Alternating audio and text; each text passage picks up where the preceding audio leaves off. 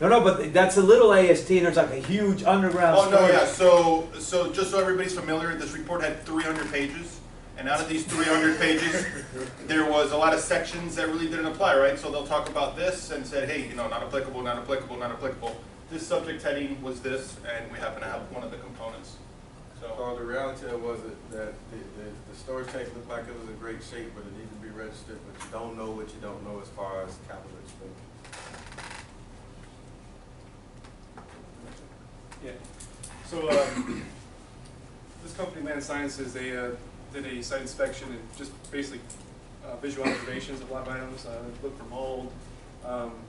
Didn't find anything on the property, so they didn't dig into the walls or anything, of course. So they might uncover it later on. But at the moment, there was nothing that was just out there blatantly.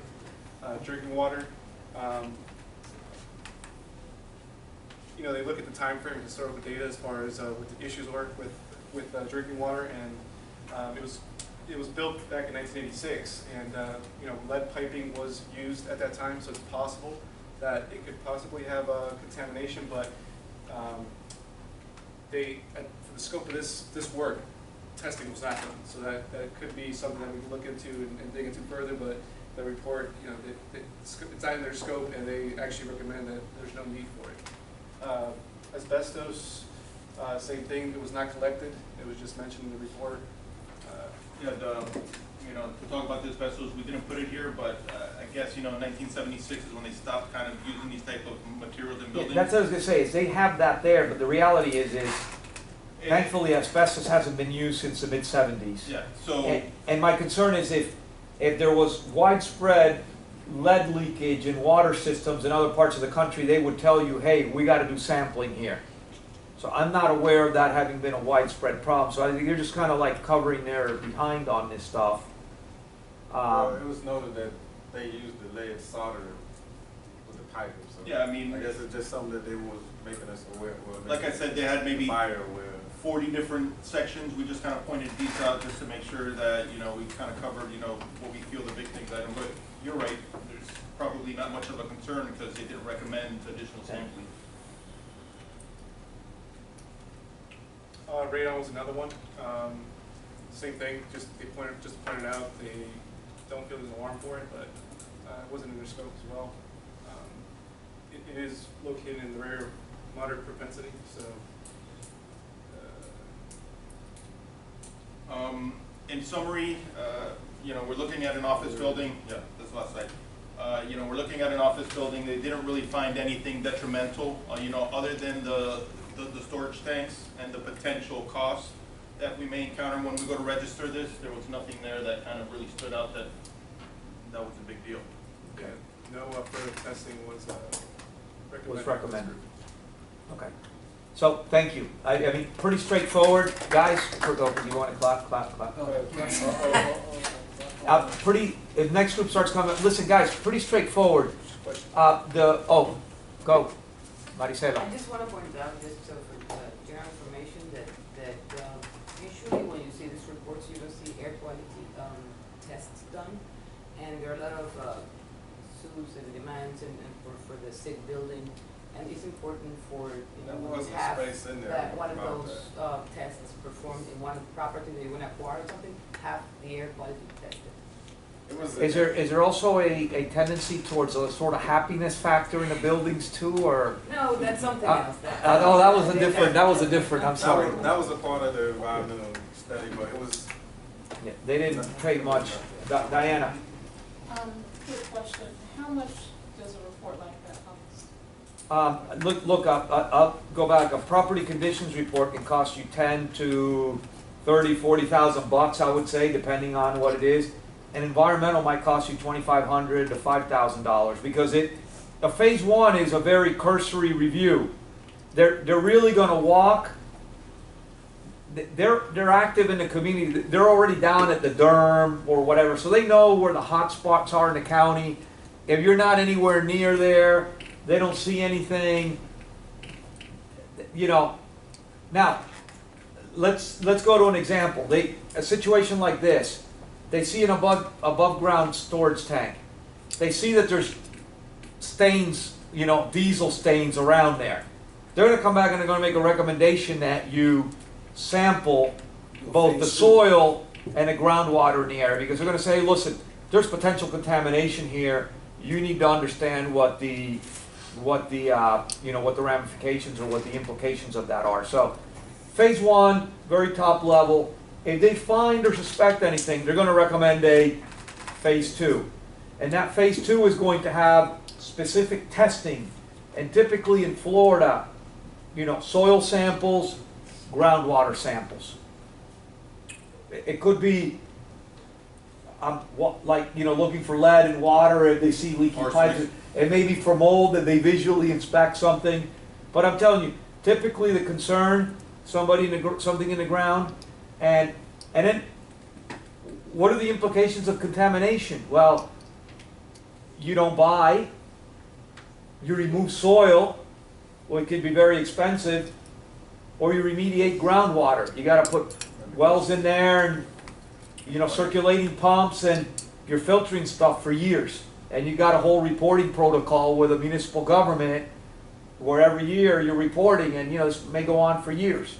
So if you've got contamination, it could be a big deal, and it could be a very costly deal. Yes, Claudius?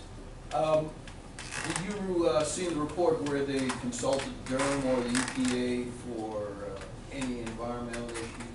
Yeah, and there we wrote that they inquired in the databases just to. They combed through the records. Yes. And Claudius, these guys they do this every day. So they're down at Durham every day. Durham is the Dade Environmental Resource Management. They know all the hot spots. They know it's public record what's contaminated. So if you happen to be next to a gas station and there's a building and there's contamination there and it's publicly known, they're going to go in depth.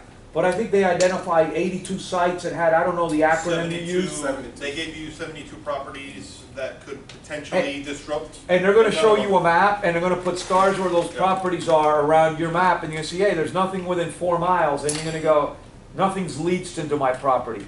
Or you're going to see that something that's 2 properties away, and they may not have discovered anything, but they may say to you, hey, we know the groundwater flows this way, why don't we do some samples, here?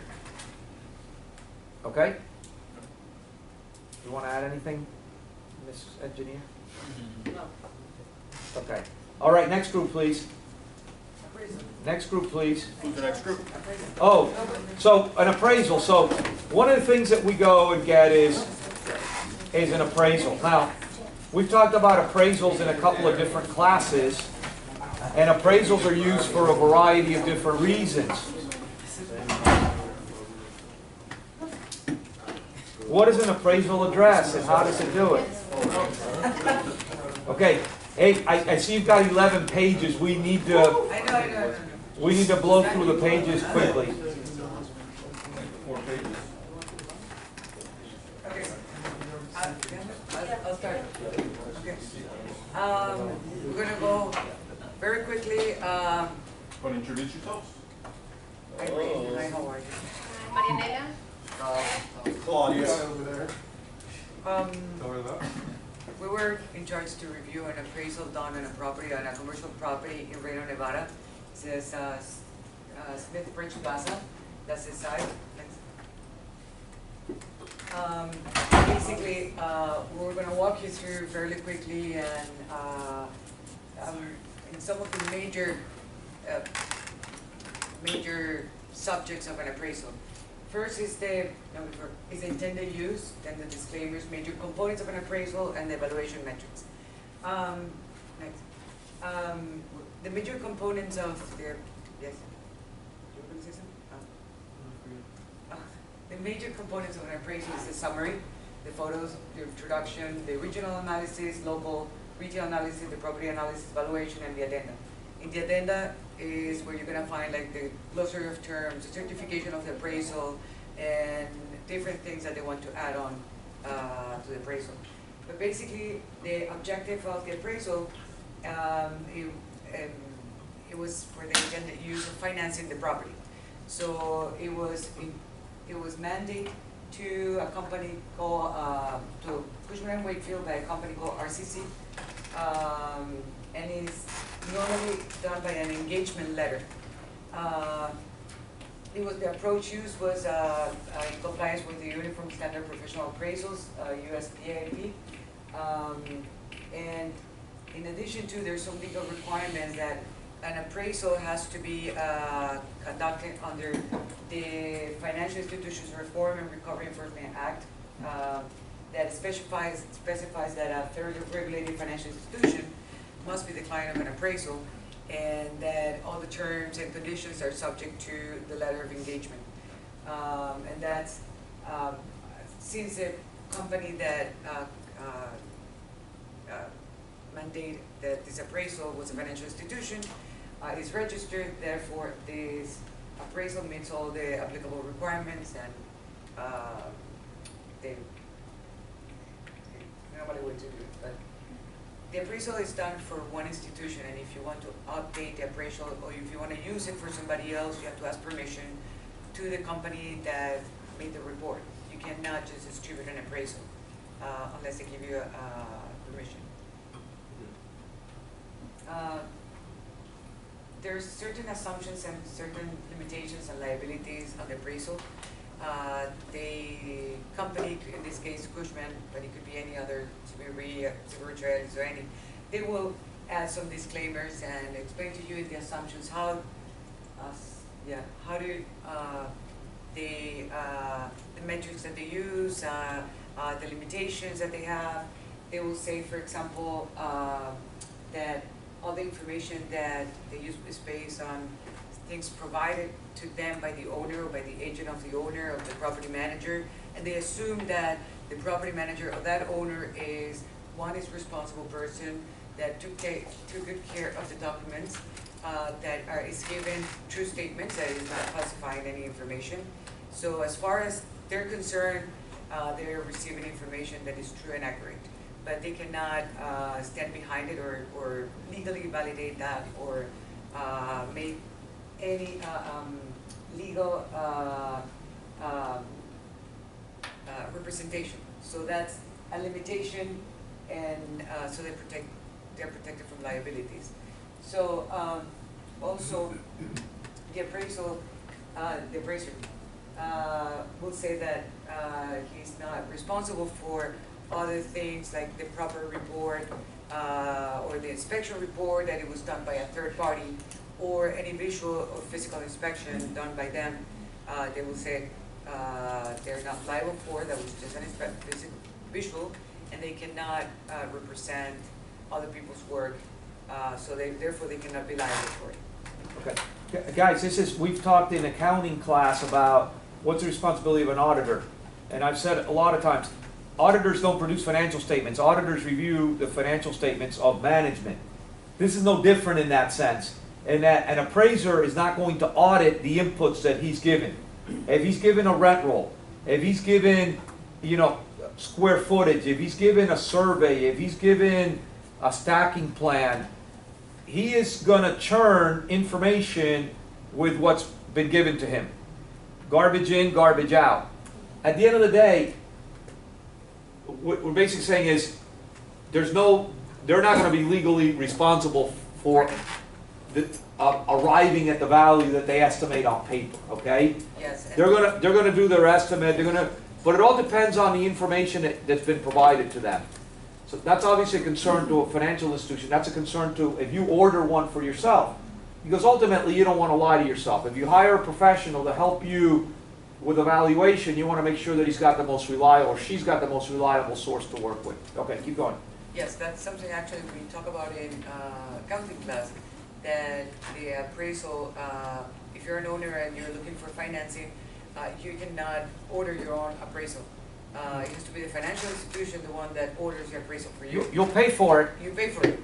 but they ordered it and it's addressed to them. Exactly. It's like the accounting report, or like the auditor's report that is addressed to the board is not addressed To management. to management. So it's basically the same. So there are 3 different types of appraisal approaches that we discussed for those of you that are in the finance class. Sales approach, or all 3 of these we'll get into on the next slide. When an appraiser's starting an approach, he's going to look at the highest and best use of the land. Once he determines that, he's going to look at the highest and best use as improved. That looks at putting more floors on a building or a structure, stuff like that. He also looks at the most likely buyer of that property, and then looks at regional, local properties that are closely similar to that, starting obviously with the regional level, and then working his way down. And then after that, looks at specific asset classes. The important thing is, no matter what approach, the appraiser is going to look at the financial terms, the property rights conveyed, the market that the property is in, the conditions of the sale, and the availability of public utilities. And then these are the different approaches. The sales comparison approach looks at the actual sale of a property and compares it to similar properties around in the area. The income approach looks at what the property is bringing in, basically looking at the NOI. And then the cost estimate approach is looking at what it would take to build that similar property from the ground up. Okay, regional analysis. Regional factors looks at short-term and long-term value of the property, and macroeconomic model and factors related to that, such as labor markets, demographics, construction activities, employment, housing affordability, are influential factors in this consideration. For the local area analysis, look at the location of the property, accessibility. In this particular case, 5-mile radius was used with property in the center to figure out what those accessibility issues, neighborhood issues, and other influential factors such as hazards and public transportation actually factors are. Okay, retail marketability analysis looks at statistics such as supply and demand issue. That should be absorption, not abortion. Abortion. Now, Was this a retail development? Yes. Yes, it is. Okay, so- Actually, a mixed use. Okay, but, so, regional, and then you start coming down to local, right? Then to asset class, and Correct. then to the property itself, And right? compare that with national. Okay, but that's why it's retail, because it's a retail asset. Correct. Okay. Yes. This particular property is a mixed use, and it was looking at such things as discount, supermarket, drugstore, and those kinds of retail type of assets, which was going to account for about 40 to 60% of the development. So then we compare this with the national retail market. In this particular one, the report, the forecast was 3% rate increase in the GDP, and which they use this type of information, in the report. They usually talk about the cap rate. In this case, we're from 7 to 8.5%. What else? In regards to the property analysis, what they do, they describe the property, the location, the land, utility, flood zones, wetland, etc. And they also check for improvement of the properties. They check the physical aspect of this improvement. Also, they check for zoning. Whoop. Oh, is it? Okay. They actually analyze all the zoning requirements, everything in compliance, with these. Can you go back to the last slide? It's fine. Back. The last. And they just check, that everything is compliant with zoning. They just want to make sure that everything, is in compliance with the requirements of this particular area. So. Questions? Yeah, can you go back to the last slide? Sorry, also they check the taxes. They want to compare that all the taxes are like within the range, so they check for the tax of real estate and assessment Look, on market level. My personal experience, there's a lot of fluff inside appraisals too. So a lot of these sort of national information and all that is more backdrop and generic. Ultimately, what's replacement cost? What are comps?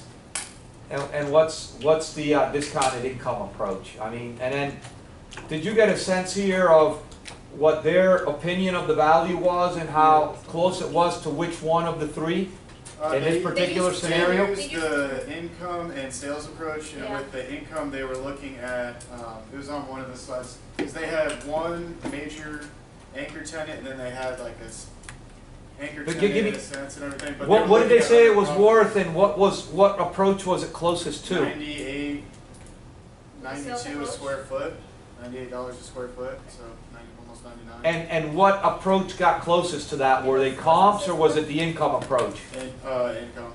Okay. Which ultimately talks to the IRR analysis that we do here. Okay, very good, thank you. Okay. All right, so we had a bunch of service agreements. We don't need to go into the details, we're gonna distribute this, but why don't you sort of show some of the key agreements that you might find? All right. Excuse the formatting because it was done pretty quickly, but We don't have these agreements. the solid numbers are pretty much correct. Hard code. Pretty much. I'm Brandon Noodleman. Rebecca. Not Alex.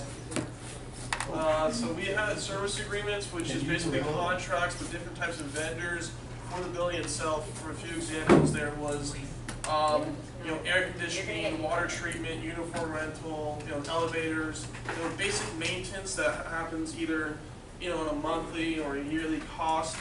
It broke it out, what vendor it was, the service they provide, the cost of the service, it was a monthly or yearly, and the total cost per year, to kind of give you a sense of, kind of some of the costs, and then we went into a little description of what the service was, what they're providing.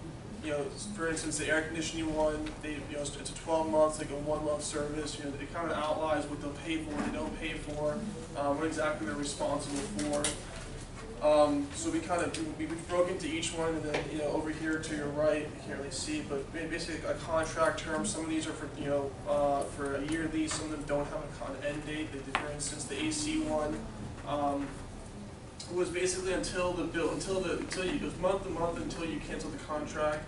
The uniform one was a 36-month contract. At the end, the total we came up with at the end was $240,000, per year as maintenance. And then on the bottom here, you can see that we actually had some income through the vending machine. We get 20% commissions whenever they sell. They had each contract was pretty much in depth with what it covered, what they were responsible for, what you could order as well. You can go very in depth. Did you see what the property management agreement was? Was that in there? It was in there. Basically, it was 4,000, or it was the higher number of 4,000 per month or 2.5 of revenues from the property itself. They also had the power. At the bottom? Yeah, so common property management fee is 2.5% of gross receipts. They also had commission. If they were to lease any of the property, they got some Right, so commissions involved. when you wind up with a small building, you wind up with your sort of mom and pop operators, which may sort of integrate both the leasing and the management together, but that's not really as institutional as. Yeah. Okay. Yeah, some of these leases were broad and got into detail, but some of the leases were kind of generic. Can you Didn't say- really go into detail at all. Yeah. Okay, The format kind of changed over when we listen, so from this perspective, one of the things that they touched on, which is important, is you typically want to have either month-to-month or contract subject to early cancellation. Because if you own a building, what you don't want to get, in the situation when you sell it, is to try to get the buyer to assume or walk into a contract. Because most buyers are going to say, we got our own suppliers, we got our own vendors. Usually, it We don't was wanna a 30-day or 60-day written notice for the, I believe it was the uniform contract. I actually had one, if the building sold or the company sold. So they actually built that into Well, it was the, actually, agreement. it was handwritten on top of something, but, yeah, oh, that was really, yeah. For instance, my favorite one was the landscaper. Any amendment to this contract is up for discussion. yeah, and it was in Spanish, it was a contract in Spanish. Pero es Um, la sabocera, so that's the official language. It was definitely, basically, it was with with proper written notice, you can cancel it or terminate a contract, so 30 or 60 day proper written notice. Some of these are quite lengthy to run through. A lot of them just want to kind of one-page report. You can order a lot more too than what this building has. I think the alarm monitoring had a ton of things you could add on to it and stuff. But there's definitely, this is a good round example of what it costs for an office building. Well, we'll circulate that. Victor, what's up? What was the most expensive service for this? Was the fire expensive? It was probably the elevator. If I had to, don't you know? Well, Sorry, you don't have to guess. You have it in I'm front of looking you. at it right now.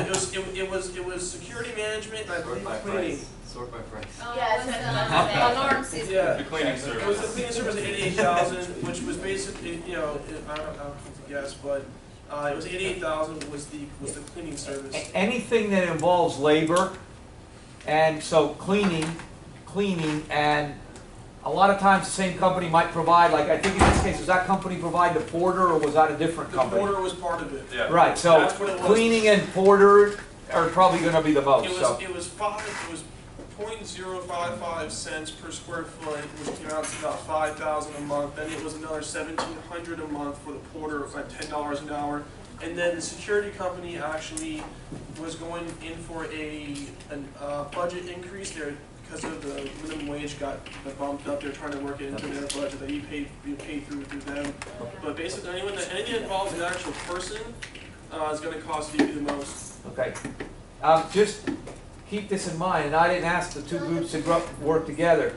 You've identified about $2.50 a square foot of maintenance, and I'm wondering, when we look at the group that put the budget together, how that would compare.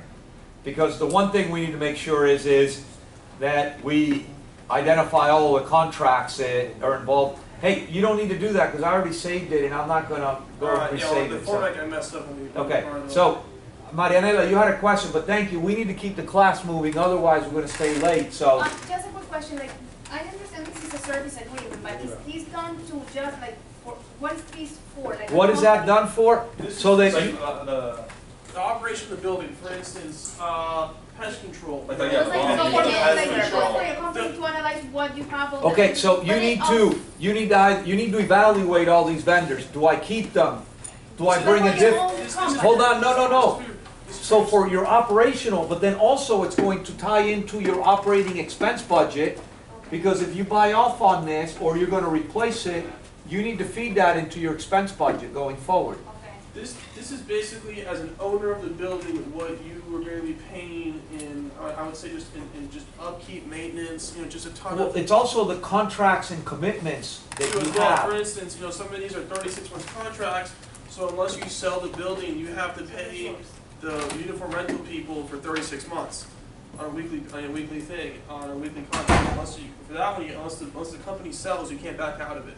So, some of these are yearly, some of these aren't tied into an actual end date where it's just, you terminate, month to month. But some of it was also like monthly, and then like the pigeon one, it was like a monthly thing of $75, but then to come and like get rid of the pigeons, it was like an extra, whatever. Yeah.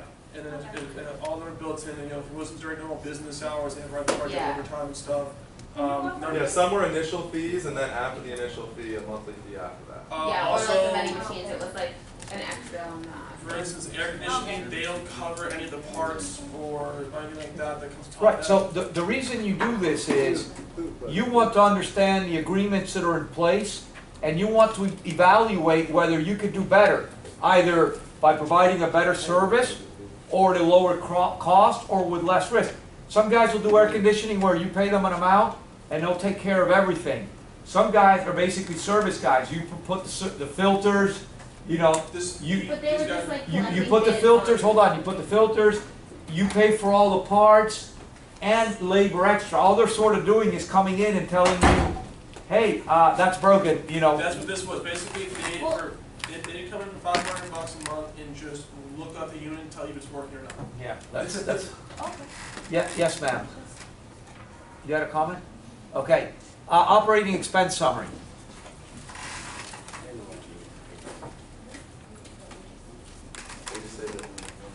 It was just fixed it. He already saved it. Oh, So it's. I'm not gonna go back and resave it, so The format will change from computer to computer Maybe they sometimes. should do like autofill.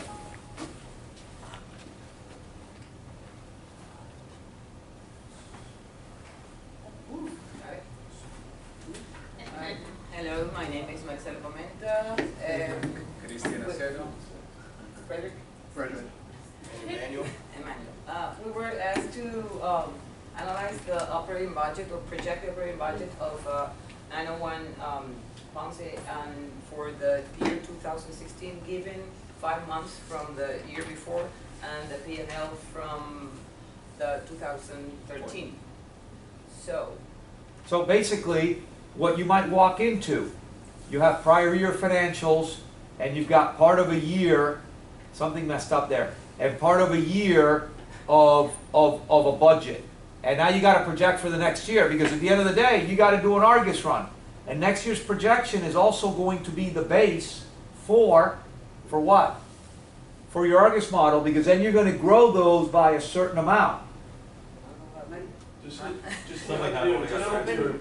do and see if you can find fit something or something. Just No, porque dice Okay, Ah, that was mine. Pero cuando dices- no, it's the management fee. Is that a calculation? yeah. Yeah.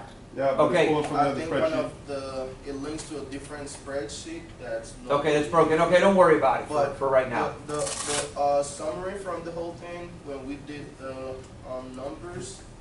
So what did you come up with? Guys, tell me, so what does it cost to run the building? It cost about $11.38 dollars. Give me in total dollars right now. Oh, 1.24 million. So $1,250,000. Yeah. How much of that are property taxes? 300 and something was in property tax. So how much is that per square foot? Let's take a look at the 3 or 4 major components. We got That's two, property tax. 10. There we go, property Here, write these down, please. Guys, write these down. What are property taxes? How much is insurance? How much is maintenance? And then how much is everything else?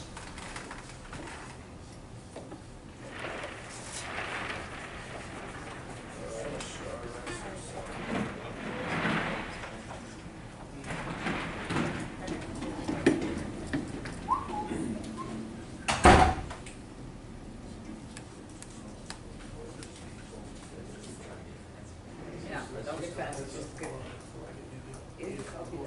What is the property tax? Property tax, you have about 3.19. Okay, so property taxes are $319. Annual insurance is 76 cents. Insurance is 76 cents. How much are utilities? Utilities.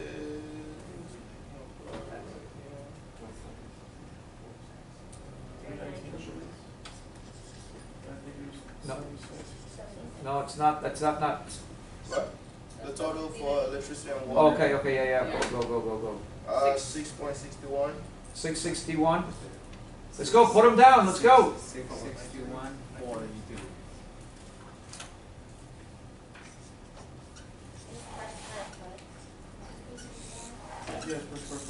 Insurance is 0.76, right there, right now. Yes. Okay, so can you guys get out of the way so I can see, please? Can you guys slide over somehow so I can see? So, and No, that's utility. that's utilities. How much is maintenance per He square hasn't done foot? it. He's working it now. Maintenance.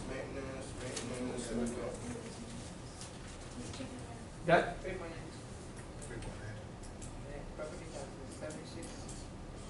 no, you gotta add Emmanuel, Yeah. you gotta add the employees there to that number. So add, Employees to maintenance. yeah, down, underneath it. Underneath, Just right. Yeah. those two, right, those two totals, 53 and 81. They were provided with Yeah, I'm gonna send this to you. Okay, now you're adding 2013 numbers. Hold on 1 second. I'm trying to do something. Okay. Close to.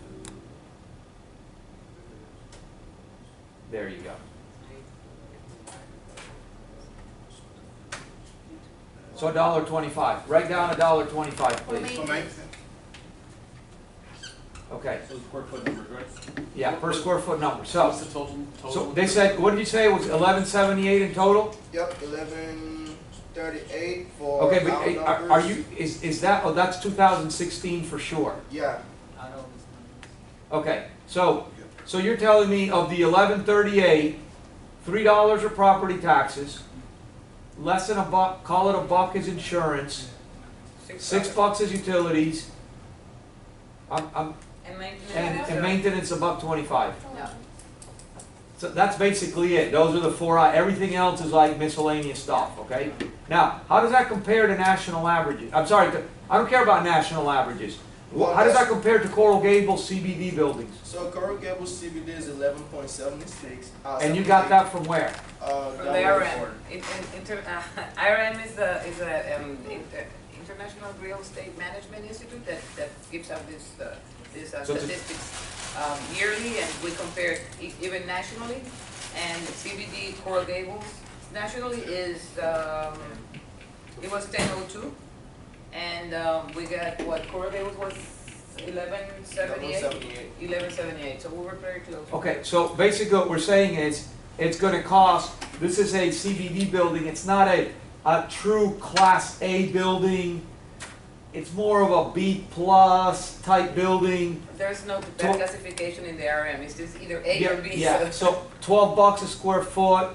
If it's a true Class A building, it's probably gonna be between $14 and $15, okay? Yeah. But I'll send the detail to you guys, and I've got a frame of reference with a building that has a prior year's actual, a partial year estimate to complete, and we've got a projection that we've compared with IREM numbers that Dr. Forgy was kind enough to share with me earlier this semester. I knew what you sent out.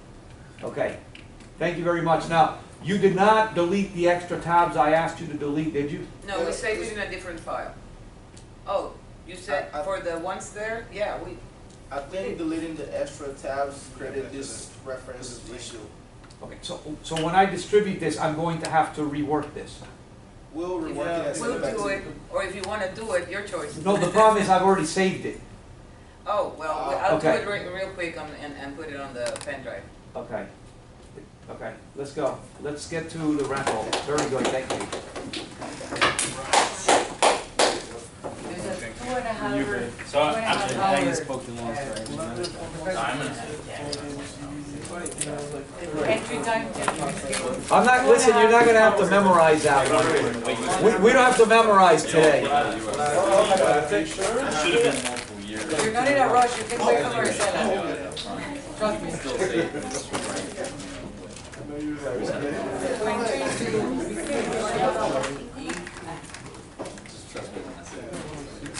Come on, guys, let's go. Let's go, we don't have time.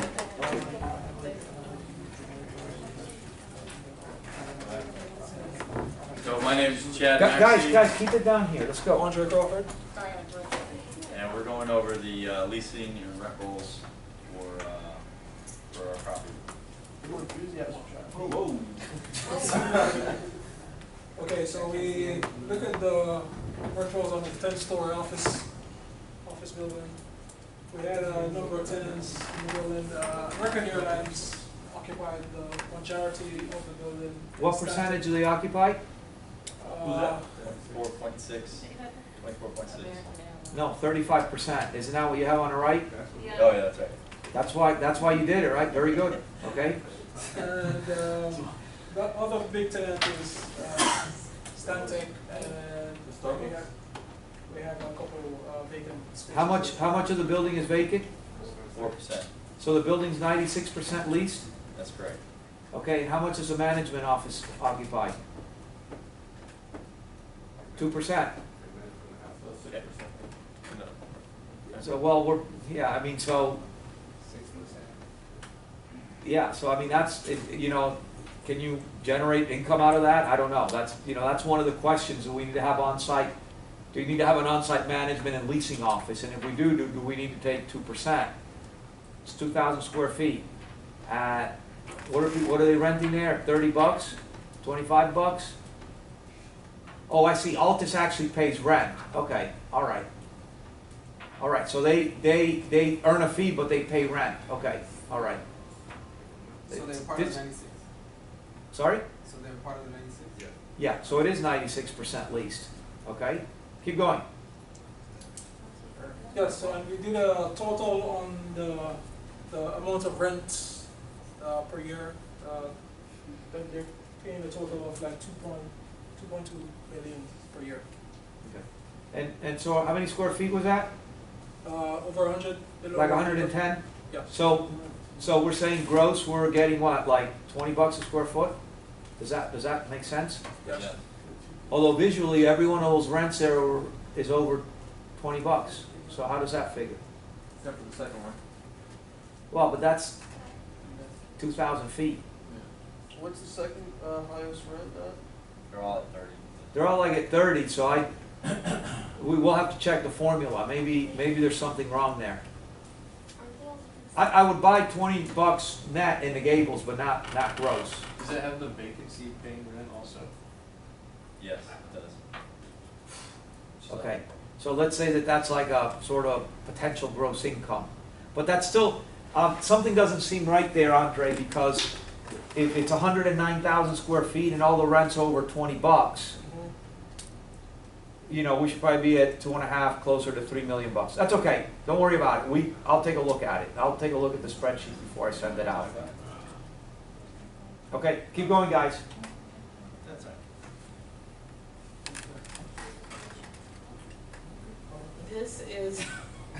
This is our tenants and the units they're renting. The expiration date, we just found out, did not translate over correctly.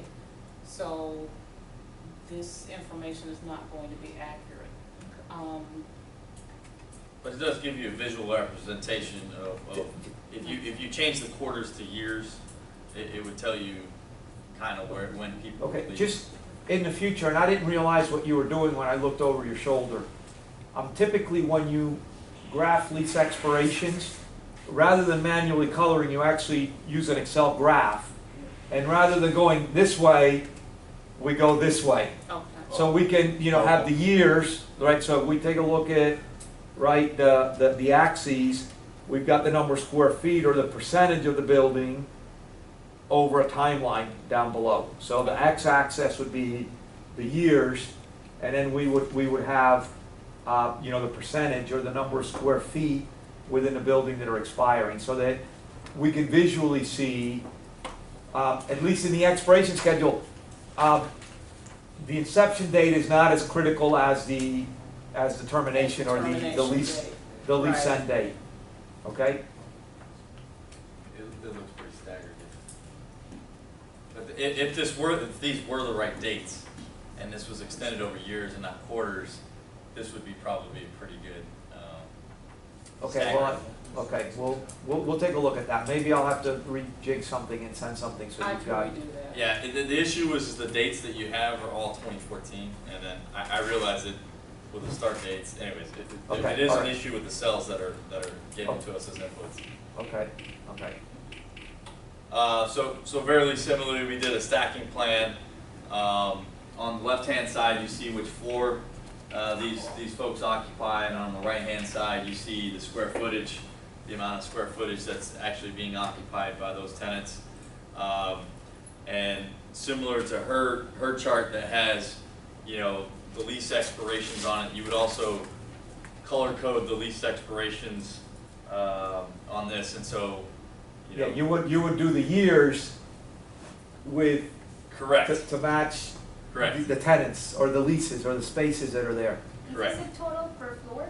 The total square So it's roughly 11. We said earlier it's about a 10,000 square Yeah, foot, you can see on the 12,000 right-hand square side, foot floor plate. 11,300 or 500, or excuse me, yeah, 11,500 is the largest actual square footage of a floor across. And why is the first floor only 6,000? Is it does There's the probably building a look like lobby. that? There's probably a lobby Oh, or common an area, elevator okay. or something. Just wanted to see if they were thinking. Yeah, I almost put the lobby in there, but then I didn't see that in any other thing. I also tried to make sure that they were somewhat similar in size on the structure. Is that Well, I important, mean, or- there could be differences, but in a building that goes up 10 stories, most floor plates should be the same About the size. same, yeah. I mean, there are some buildings that kind of go like this, but for the most part, they should be the same. So Yeah. when I look at that, when I look at the sixth floor, you seem to be missing 3,000 square feet. I wouldn't know why on an eighth floor there would be 3,000 square feet of common space. So there may be some vacancy, there may be something there that we don't know. The ground floor explains itself, there's probably a lot more common area in the, there's probably a lobby or, open space or whatever. Would there be like a calf or something? A calf? Cafe. Could be common area, gym, And the cafe. second floor only has Not in that building, not in that area, I wouldn't think. And then like the second floor, you seem to be missing a couple thousand square feet is there a also. parking garage? Yeah, but it's 96% occupied, so, Well, no, but they already taken into account the vacancies on the third floor. Wait, did we have So- a meeting? But listen, so why are these visual tools, why are these things important for us to put together? Because now we're identifying, you take a rent roll that gives you information to put a stacking plan, you don't even have to visit the building yet, and you say, hey, when I walk the building, I gotta see what's going on in the second floor here. Either I got vacancies they haven't reported, or somebody's occupying space that they're not paying rent on, or something, okay? One of the things I've always done with diligence in buildings is sort of full and false inclusion. Give me the rent roll, and I'm gonna walk the building to make sure that all those people are there. And if they're not, well, I wanna know why. I mean, there may be dark space that people are paying rent on, but I wanna know that. So there might be implications of that going forward. The other one is I wanna walk the space and make sure that everybody who's physically there is on the rent roll, that there aren't freebies there. The brother-in-law, the property manager, or whatever, squatters. or squatters. So, okay, all right. All right, well, listen, for the limited amount of time that we had, we're not done yet, though. Or not? We always have a quiz, it's a little 5. Really? You're there? Yeah, it's like a 3-minute quiz today, it's only. We're gonna get a Valentine. Yeah, Listen. collective Valentine gift. I got no love in my life, One second.